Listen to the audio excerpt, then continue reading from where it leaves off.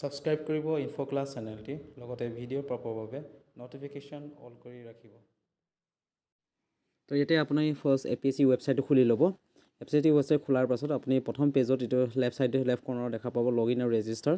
যদি আপুনি কেতিয়াও ৰেজিষ্টাৰ কৰা নাই প্ৰথমে ফাৰ্ষ্ট ৰেজিষ্টাৰ কৰি ল'ব লাগিব। যদি আগতে ৰেজিষ্টাৰ কৰা আছে তেনেহ'লে আপুনি লগইন কৰিলে হ'ল।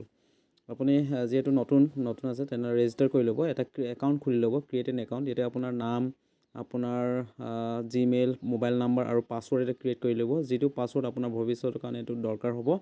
সেইটো আপুনি পাছৱৰ্ডটো ইয়াতে ধুনীয়াকৈ মনত ৰাখি ল'ব, কিন্তু নোট কৰি ৰাখিব।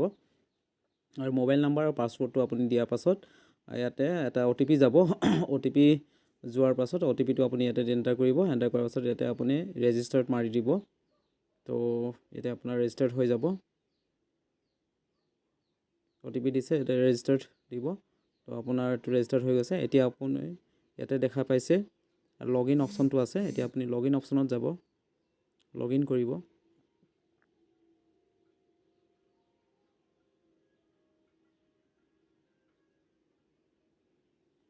আপোনাৰ যিটো মোবাইল নাম্বাৰ দিছিল সেই মোবাইল নাম্বাৰটো ইয়াতে দিব আৰু আপোনাৰ পাছৱৰ্ডটো ইয়াতে এণ্টাৰ কৰিব।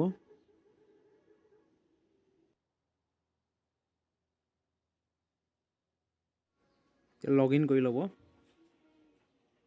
লগইন হোৱাৰ পাছত আপোনাৰ এইটো পেজ দেখা পাব। ইয়াতে আপোনাৰ 3টা ষ্টেপছ আছে, ষ্টেপ 1, ষ্টেপ 2 আৰু ষ্টেপ 3। আপুনি গোটেইকেইটা ষ্টেপ কমপ্লিট কৰি ল'ব লাগিব। ফাৰ্ষ্টত প্ৰথম ষ্টেপ 1ত আহোঁ। প্ৰথম ষ্টেপ 1ত কি আছে চাওঁ।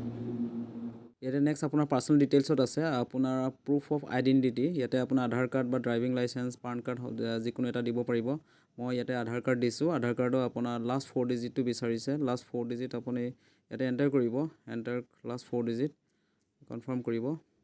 নেক্সট মাৰিব, 7 নেক্সট মাৰিব। তাৰপিছত পাৰ্চনেল ডিটেইলছ আছে আৰু পাৰ্চনেল ডিটেইলছটো ইয়াতে আপুনি ভৰাই ল'ব, ধুনীয়াকৈ ফিল আপ কৰি ল'ব। নেক্সট পাৰ্চনেল ডিটেইলছৰ পাছত আপোনাৰ এড্ৰেছ প্ৰুফ কেটেগৰীটো দিব আৰু কোনটো কেটেগৰী এড্ৰেছৰ ডিটেইলছটো দিব। সকলোখিনি দি 7 নেক্সট মাৰিব। 7 নেক্সট মাৰাৰ পাছত নেক্সট আপোনাৰ ষ্টেপলৈ যাব।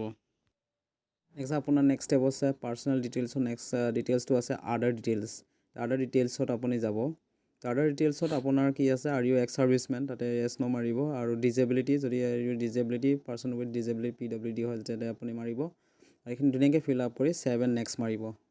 যদি নহয় দিব নালাগে। 7 নেক্সট মাৰিব। 7 নেক্সট মৰাৰ পাছত নেক্সট ষ্টেপলৈ যাব। নেক্সট ষ্টেপটো আছে এডুকেশ্যন কোৱালিফিকেশ্যনছ। চ' এডুকেশ্যন কোৱালিফিকেশ্যনত আপোনাৰ এডুকেশ্যনখিনি সকলোখিনি আপুনি এড কৰি ল'ব। ইয়াতে আপোনাৰ যিমান এডুকেশ্যনছ কোৱালিফিকেশ্যন আছে 10ৰ পৰা ধৰি মেট্ৰিকৰ ধৰি গ্ৰেজুৱেশ্যন বা মাষ্টাৰ ডিগ্ৰী সকলোখিনি ধুনীয়াকৈ এড কৰি ল'ব। আৰু ইয়াতে আপুনি এড কৰিব। তাতে আপোনাৰ টোটেল মাৰ্কছ অবটেইন আছে আপোনাৰ, তাতে আপোনাৰ কিমান মাৰ্কছ পাইছে তাতে আছে। আৰু আপোনাৰ পাছ চাৰ্টিফিকেট বা ৰেজিষ্ট্ৰেশ্যন নাম্বাৰ সেইটো বিচাৰি আছে। সকলো ডিটেইলছখিনি ভালকৈ ভুল নোহোৱাকৈ আপুনি ফিল আপ কৰি ল'ব লাগিব। ইয়াৰ passing, course duration, grade system এইবিলাক ধুনীয়াকৈ আপুনি ইয়াতে নিজে ফিল আপ কৰি ল'ব ধুনীয়াকৈ। ছেভ মাৰিব। ছেভ মৰাৰ পাছত আপোনাৰ নেক্সট ষ্টেপলৈ যাব। তো ইয়াতে আপোনাৰ নেক্সট ষ্টেপটো আছে আপলোড ডকুমেণ্টছ। আপোনাৰ ডকুমেণ্টছখিনি আপুনি PDF কৰি ৰেডি কৰি ৰাখিব। ইয়াতে বিচাৰিছে কাষ্ট চাৰ্টিফিকেট আপুনি দিব লাগিব আৰু আপোনাৰ আধাৰ কাৰ্ড যিটো প্ৰুফ অফ আইডেণ্টিটি যিটো দিছিলে সেইটোৱে ইয়াতে আপলোড দিব লাগিব। SLC date of birth certificate বা SLC এডমিট কাৰ্ড ইয়াতে দিব লাগিব। আৰু যদি আপুনি পাৰ্চন উইথ ডিজেবিলিটি হয় disability certificate, graduation certificate, master degree certificate সকলোখিনি দিয়াৰ পাছত ইয়াতে ধুনীয়াকৈ ছাইডত অপশ্যন আছে। ইয়াতে আপুনি ক্লিক কৰিলে আপোনাৰ ইয়াতে আপোনাৰ আপলোড দিব। আপলোড দিয়াৰ পাছত আপুনি ছেভ আৰু নেক্সট মাৰিব। ছেভ কৰিব। আপুনি ইয়াতে দেখা পাইছে এটা এটাকৈ ধুনীয়াকৈ আপুনি চিলেক্ট কৰি আপুনি ইয়াতে আপলোড দিব। ইয়াতে আপুনি আপলোডেড হৈ গৈছে। আৰু বাকী নেক্সট এইটো আছে পেণ্ডিং দেখাই আছে। ইয়াতে আপুনি চাবও পাৰিব। ইয়াতে গোটেইখিনি ধুনীয়াকৈ কৰি ল'ব। তো নেক্সট আছে আপোনাৰ পাছৱৰ্ড চাইজ আৰু ফটোখন কিন্তু আপোনাৰ পিক্সেলটো দিয়া আছে। হাইট কিমান হ'ব, ৱেইট আৰু ৱাইড কিমান হ'ব সেইটো দিয়া আছে। 150 ৱাইড আৰু হাইট 200 হ'ব। সেইটো আপুনি ৰিচাইজ কৰি ল'ব। যদি আপোনাৰ ফটোখন নাই অনলাইনত মাৰি দিব, মডিফাই ইমেজ বুলি মাৰি দিব, ৰিচাইজ ইমেজ উইথ পিক্সেল বুলি মাৰিব, তাতে এইটো দেখা পাব। এইটো দেখাৰ পাছত আপুনি হাইট আৰু এডজাষ্টমেণ্ট কৰি ল'ব পাৰিব। হাইট আৰু হাইটটো যিমান বিচাৰিছে সিমানটো আপুনি দি ল'ব।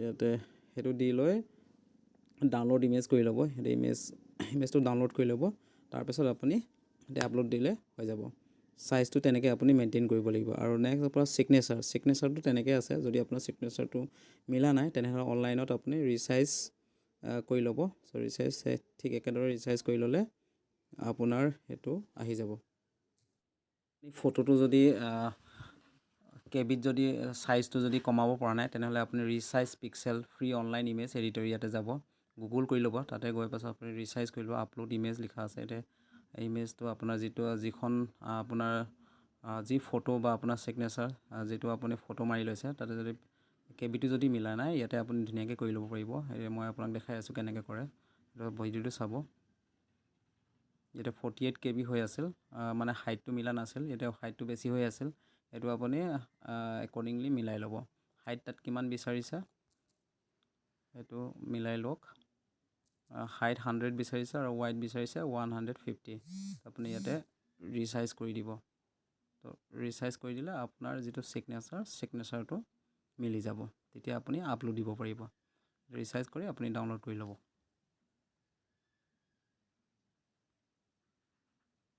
দেখা পাইছে আপোনালোকে ধুনীয়াকৈ ফটো আৰু সিগনেচাৰটো মিলি গৈছে আৰু এতিয়া আপুনি এতে গৈ সেভ কৰি ল'ব সেভ মাৰিব ধুনীয়াকৈ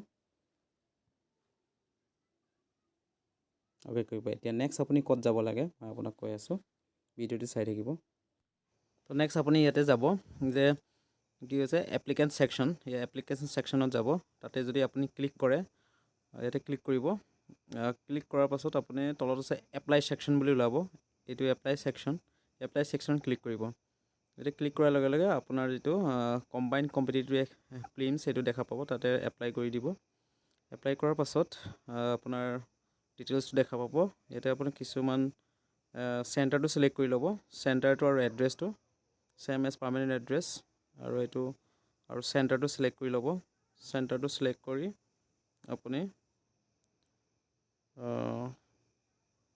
নেক্সট কৰি দিব মই সেন্টাৰটো সিলেক্ট কৰি লৈছো আৰু ইয়াতে আপুনি মন কৰিব আৰু ইয়াতে যদি আপুনি চাকৰি কৰা হয় তেনেহলে আপুনি যদি গভৰ্নমেন্ট এমপ্লয়ি বা গভৰ্নমেন্ট সাৰ্ভিস কৰি আছে তেনেহলে আপুনি ইয়াতে আন্ডাৰটেকিংটো দিবই লাগিব ইয়াতে আন্ডাৰটেকিং আছে আন্ডাৰটেকিংটো আপুনি কেনেকৈ দিব লাগে মই এটা ভিডিও বনাই থৈছো আন্ডাৰটেকিং আৰু সেল্ফ ডিক্লেৰেচনৰ কাৰণে মানে ফেমিলি নৰ্মছ ফৰ্মে আপুনি সেই ভিডিওটো চাই ল'ব সো আন্ডাৰটেকিংটো কেনেকৈ দিব তাতে ধুনীয়াকৈ লিখা আছে অনুগ্ৰহ কৰি ভিডিওটো চাই ল'ব গতিকে এইখিনি আপুনি দিবই লাগিব আৰু লগতে এমপ্লয়মেন্ট এক্সচেঞ্জ আপোনাৰ আই কাৰ্ডখন দিব লাগিব এমপ্লয়মেন্ট এক্সচেঞ্জ কাৰ্ডখন আৰু এখন যদি অনলাইন কৰা নাই এখন অনলাইন কৰি ল'ব লাগিব আৰু এখন অনলাইন কৰা আপোনাৰ ভ্যালিড হলে হল আগত বৰ্তমান অনলাইন হে আছিল আগত অফলাইন আছিল এইখিনি দিয়াৰ পাছত আপুনি সাবমিট কৰিব আৰু সাবমিট কৰাৰ পাছত আপোনাৰ পেমেন্ট অপচন আহিব পেমেন্ট অপচন কৰি দিব পেমেন্ট কৰাৰ পাছত আপুনি সাবমিট কৰি দিব তো এইখিনি আছিল থ্যাংক ইউ ধন্যবাদ